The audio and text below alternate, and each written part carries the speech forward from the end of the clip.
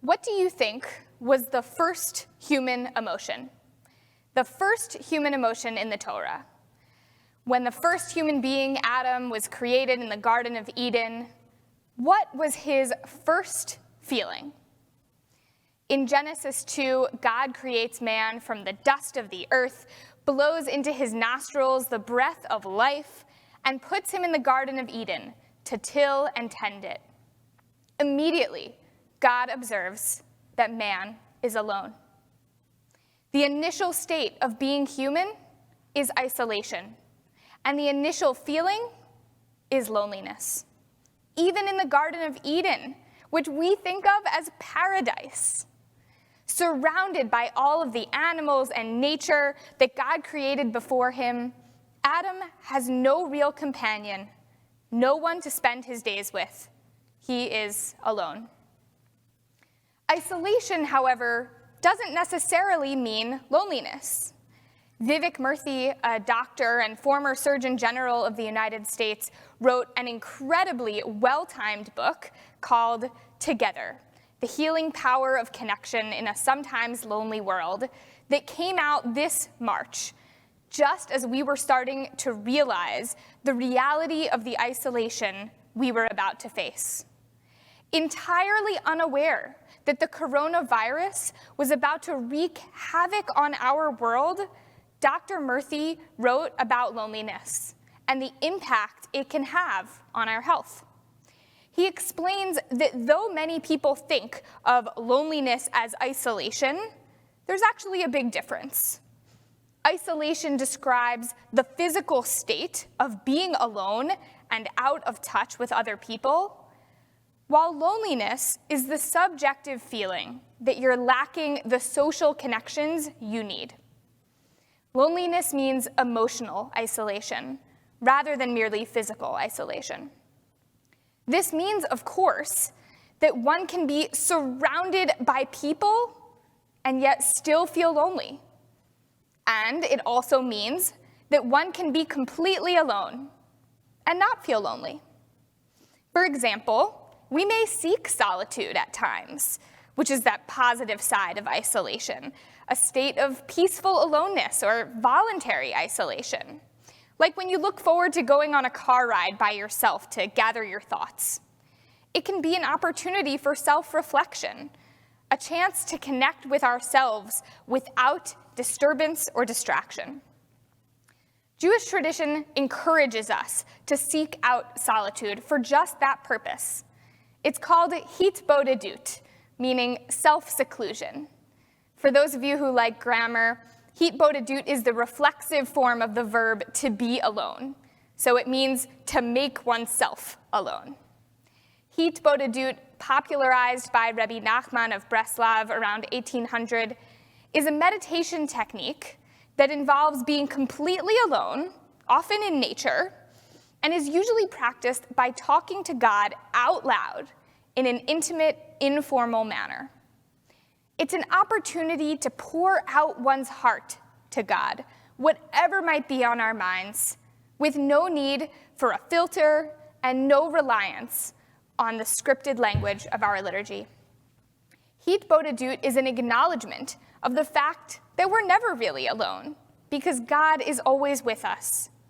Clearly, Judaism does not look down on being alone, because we recognize that there is significant spiritual value in being just with God, finding solitude, like practicing hitbodedut. There is also something to be said for solitude on Yom Kippur. We observe the holiday by praying together, but it's also a day of judgment for each of us as individuals. The whole High Holy Day season is an opportunity for us to reflect on our behavior over the past year and evaluate how we can become better people. That process sometimes begins by asking for feedback from those we trust, and it hopefully ends with our asking for forgiveness from those we've hurt.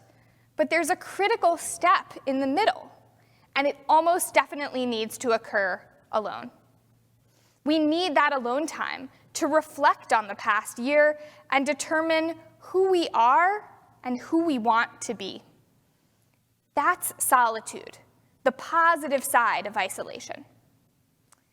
But not all isolation is solitude. Much of the time, isolation leads to loneliness, and loneliness is dangerous. Dr. Vivek Murthy describes loneliness in his book as a sense of not being at home. He says that to be at home is to be known, to be loved for who you are, and to share a sense of common ground, common interests, pursuits, values with others who truly care about you. That's why it's not quite the same as isolation, because lonely people can feel homeless even with a roof over their heads. We also know how quickly loneliness can lead to shame. People are afraid to admit that they're lonely because we're supposed to be strong, independent, self-reliant people. And admitting that we're lonely is admitting that we need other people. And worse, it can feel like admitting that we are unloved and unworthy of being loved. A 2009 study by Dr. Julianne Holt-Lundstadt found that people with strong social relationships are 50% less likely to die prematurely than people with weak social relationships. She found that the impact of lacking social connection on reducing lifespan is equal to the risk of smoking 15 cigarettes a day. Can you believe that? With that horrifying understanding of loneliness, we'd hope that it's only very, very few people who actually experience it. But in reality, loneliness is pervasive. In a 2018 report by the Henry J. Kaiser Family Foundation, 22% of all adults in the US said they often or always feel lonely or socially isolated. In the same year, the AARP conducted a study that found that 1 in 3 Americans over the age of 45 are lonely. And in a national 2018 analysis by Cigna, 1/5 of those surveyed said they rarely or never feel close to other people. These statistics are scary. These statistics tell us that millions of people are lonely. Millions of people lack that sense of belonging, of being at home with other people or with community.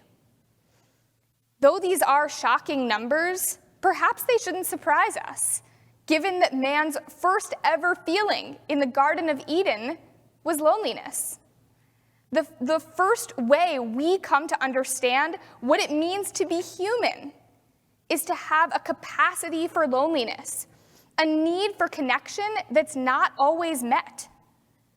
But given that isolation and loneliness are not necessarily the same thing, when we think about Adam, the first man's isolation, we have to wonder, was he truly lonely?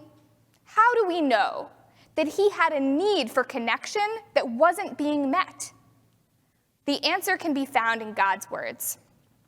God had spent 6 days creating the universe. God created the heavens and the earth, light and darkness, and saw that it was good. Then God created the sky and the dry land and the sea and saw that it was good. With each new creation, we're told that God saw that it was good. But when God puts Adam into the Garden of Eden, the text tells us something different. This time God says, Lo tov heyot Adam levado. It is not good, lo tov, for a person to be alone. God looked at Adam and could see his loneliness. His need for connection, to be known and at home, was not being met. COVID-19 has thrown us all back to man's initial state, isolation, and often loneliness. Loneliness at even greater rates than those 2018 studies could show us. So it's important that we unpack what loneliness is and why we feel it. Psychologists commonly consider there to be 3 dimensions of loneliness. The first is intimate loneliness, yearning for a significant other, close confidant, or immediate family, someone with whom you share a deep mutual bond of affection and trust. The second dimension is social loneliness, lacking a larger network or community that shares your purpose. And the third is collective loneliness. Most people need all three dimensions, and when we're missing just one, we can feel lonely. These three dimensions help us explain why even someone in a loving marriage with supportive friends, a very fortunate person, can still feel lonely during this pandemic, because they're missing the collective dimension, the larger community. Everyone's level of social need is different, of course, and some people rely more heavily on one dimension or the other to feel fulfilled. We've become even more aware of the different levels of social need we all have as a result of this pandemic. If you didn't know whether you were an introvert or extrovert before COVID-19, you might have a better idea now. But introversion doesn't make someone immune to loneliness. It means that they have a need for a different quantity of social connection than an extrovert, but all personality types are prone to loneliness if the quality of our social connections is not fulfilling. Over the past several months, Zoom has helped us remain connected in a big way. I can't imagine what this pandemic would have looked like in the days before video calling technology. But it's much harder to experience high-quality social connections through a screen. It's more challenging to really listen to one another and read social cues. Simple listening techniques that are obvious in person just don't work by Zoom. For example, most of us without thinking practice what's called noisy listening, using small encouraging noises like or to convey to the person speaking that we're processing what they're saying. That doesn't work so well by Zoom because we take the camera focus off the speaker with every We also all know how easy it is to be distracted by something happening in another window on the screen, checking your email, checking the score of the Dodgers game. So it's much harder for the speaker to really know that you're giving them your full attention. And of course, there's the particular listening challenge that comes with constantly seeing your own face on screen, making us self-conscious, and therefore worse listeners. All of these small difficulties with Zoom listening lower the quality of social interaction we're able to experience, which can contribute to loneliness for anyone, introverts and extroverts alike. And that includes me. I have been lonely during this pandemic. I am still very new to LA. I had only been here for 9 months when the world shut down. My parents and my brother are far away, and of course I Zoom with them, but we all know we don't get that high-quality connection that we would have in person. After being here for less than a year, I was just starting to get to know my Aliyah family, and then I stopped being able to see all of you in person too. I feel that third dimension of loneliness, the collective loneliness that comes from yearning for a community that shares my purpose. I do have that community in Temple Aliyah, which makes me so lucky. But I only get part of it by seeing you on screen. All of that makes me feel lonely, and I bet I'm not alone in that. In so many ways and to so many people, COVID-19 has brought isolation and loneliness. It has brought us right back to the Garden of Eden, right back to that moment when God saw the loneliness in Adam's eyes and declared that it was lo tov, not good. A 13th century French rabbi and Torah commentator, Chizkuni, suggested that perhaps God's noticing that it was not good to be alone wasn't a new idea, but was actually the plan all along. Perhaps God intended for Adam to name all the animals and find companionship for each one of the animals in order for Adam to realize that he longed for companionship himself. Chizkuni wrote that if God created Eve in response to Adam's longing, Adam would appreciate her even more, because he would always know what it was like to be lonely. Hopefully one day, when we can safely be together, we will appreciate each other even more, knowing the loneliness of isolation. But until that time, how do we connect? Trying to meaningfully connect or reconnect with people is hard enough under normal circumstances. How do we go about minimizing loneliness during a pandemic? I have 3 suggestions to offer you. The first is Judaism's age-old antidote for loneliness, chavruta, meaning a thought partner or study partner. Jewish tradition teaches us that our thinking is always limited when we're alone. So we're supposed to learn and debate and discuss issues with a trusted chavruta. Traditionally, the concept of chavruta is applied to studying Torah, but it can have much broader spiritual implications as well. We can find a chavruta to help hold us accountable for achieving certain goals, or just for checking in and having open conversations. The most critical aspect of chavruta is the ability to have real, honest conversations one-on-one, not small talk. Those real, honest conversations could be about a text in the Torah you're studying, or they could just be about how your day is going.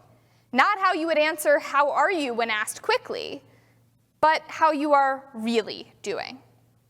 Chavruta is a model for building a relationship based on mutual sharing. It requires us not just to listen, but then to say, "Tell me more." I've been meeting with my chavruta from rabbinical school once a week for over a year now. She's in Baltimore and I'm here in LA, so I can tell you with certainty that chavruta can be done virtually. We study Talmud together, but we also make plenty of time for talking about our lives, the pleasant stuff and the less pleasant stuff. It's not small talk, because we are committed to having real, honest conversations in our chavruta. That kind of sharing mitigates loneliness. If you're interested in getting started with a virtual chavruta and you want some ideas, send me an email and I can share some texts or discussion questions to kick off your conversation. Though chavruta can be done virtually, it's no substitute for face-to-face, in-person interactions. So my second suggestion for dealing with loneliness during this pandemic is to spend as much quality time as you can with the people you're quarantining with. You may already be spending lots of time with them, but that's different than quality time. If you live with family, carve out times of the day and week that are reserved for family time, time with no screens, just being together. If you're quarantining with a friend or significant other, prioritize quality time with them, a special dinner, a scenic hike, or something else that you enjoy. There's no substitute for high-quality face-to-face interactions with those you love. When this quarantine ends, you'll want to look back and feel that you've made the most of your time with those you're quarantined with. My third and final suggestion for dealing with loneliness during COVID-19 is to practice self-compassion. Acknowledge when you're feeling lonely or sad, and know that you are not alone in that feeling. We are experiencing unprecedented isolation right now. There's no shame in being lonely. In fact, it just makes you human. So find yourself a chavruta, spend quality time with those you can be with, and in the end, look yourself in the mirror and remind yourself that it's okay to be lonely. That being lonely actually connects you to the millions of other people who regularly experience loneliness, and to the millions more who have been particularly lonely during this pandemic. And it connects you to the roots of humankind in the Garden of Eden, the very first human emotion, our natural reaction to isolation. In those moments when you feel most alone, remember that you are not alone.